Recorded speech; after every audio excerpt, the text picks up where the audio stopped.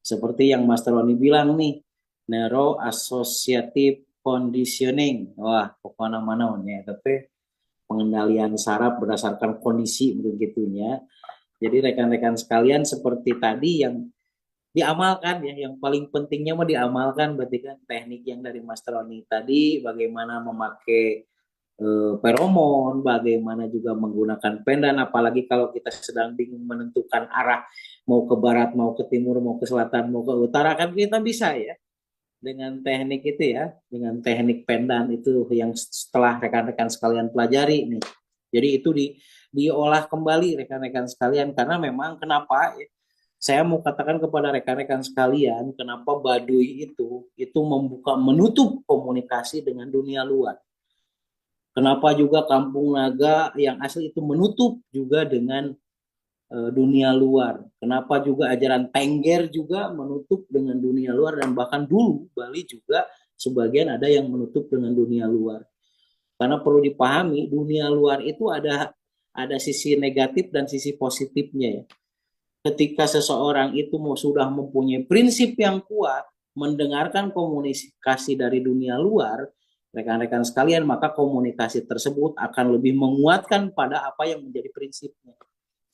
Dan yang menjadi tantangannya itu adalah ketika seseorang itu belum mumpuni di dalam kejiwaannya, belum kuat apa yang akan menjadi pilihan hidup saya, di mana saya harus mati-matian dan di mana saya harus mendapatkan sesuatu yang saya dapatkan itu, maka itu akan menjadi racun bagi kehidupan kita komunikasi dari luar itu, karena akan lebih merobek-robek jiwa kita.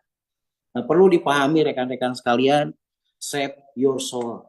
Selamatkan jiwa Anda, selamatkan jiwa kita ya rekan-rekan sekalian, karena memang kalau berbicara jiwa itu adalah berbicara sugesti rekan-rekan sekalian ya. Sugesti itu adalah satu proses mental yang dilakukan untuk mempengaruhi pikiran, perasaan, dan apapun yang akan kita lakukan dan orang lain lakukan. Jadi satu proses pengaruh ya. Dan perlu dipahami kalau di materi kemarin kita sedikit pada stoikisme ya. Stoikisme itu satu filosofi di mana kita itu harus berpegang pada sesuatu yang bisa kita kendalikan, bukan apa yang mempengaruhi kita gitu kan. Kebanyakan kita terpengaruh dengan apa yang masuk ke telinga dan mata kita. Tapi yang paling penting adalah apa yang kita bisa kendalikan. Karena diri kita lah yang bisa kita kendalikan. Nah, rekan-rekan sekalian, berbicara sugesti, itulah berbicara makanan bagi otak kita. Jika kita mau menjaga jiwa kita, maka saya sendiri memilih bahwa saya ingin mempunyai sugesti yang positif terhadap ilmu ini, terhadap masa depan saya, terhadap apapun yang saya lakukan itu hasilnya insya Allah akan mampu. Nah, perlu dipahami oleh rekan-rekan sekalian, perjalanan apa yang telah saya hadapi di satu waktu tertentu mungkin sedang rekan-rekan sekalian sekarang jalani, di mana orang lain sudah ada pembuktian sementara saya belum gitu kan, di mana orang lain itu sudah hingar-bingar sementara saya masih berkutat di sini gitu. Perlu dipahami rekan-rekan sekalian, apapun yang terjadi pada kita sekalian, itulah keberhasilan kita.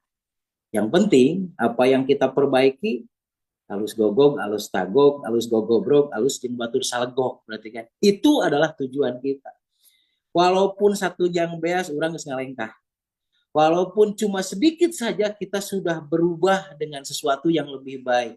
Mungkin pikiran kita lebih baik, mungkin ucapan kita lebih baik, mungkin ekonomi juga kita lebih baik, mungkin kita juga sudah bisa berbuat baik kepada orang-orang terdekat kalau dulu belum. Dan itulah keberhasilan kita rekan-rekan sekalian. Yang paling penting adalah bagaimana kita terus menjaga, karena sugesti itu proses mental. Dan itu bisa terjadi setiap detik ya, karena kita selalu berperang dengan perasaan kita dengan setiap detik. Tidak ada batasan untuk sabar, Sabar itu sama dengan teguh bertahan lain di tenggelan cicing wae begitu. Jadi yang disebut sabar itu adalah wasbir alama yaquluna, teguh bertahanlah kalian dengan yang demikian gitu kan. Jadi sejauh mana kita bisa teguh bertahan, tidak ada batasan untuk sabar, tidak ada batasan untuk akhirnya gerak. Cuma rekan-rekan sekalian, bagi orang-orang yang mempunyai sugesti positif, ada cerita yang selamanya terdengar dan ada tapak yang selamanya terlihat. Oke, jadi setiap orang-orang yang mempunyai sugesti positif itu ada cerita yang selamanya terdengar. Datangnya dikangenin, ya, kemudian performannya itu dikagumin. Ya itulah rekan-rekan sekalian, dan rekan-rekan sekalian pasti mampu untuk melakukan hal yang demikian. Yang paling jelas adalah selalu sugesti diri Anda ya. Awali dulu dengan sugesti gitu ya.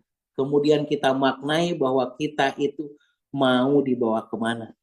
Kemudian jalani satu persatu ya, sehingga apapun yang kita lakukan itu lebih berarti. Perlu dipahami oleh rekan-rekan sekalian, perlu dipahami oleh rekan-rekan sekalian, tidak akan pernah ada yang sia-sia setiap pengorbanan apapun rekan-rekan sekalian di ilmu ini.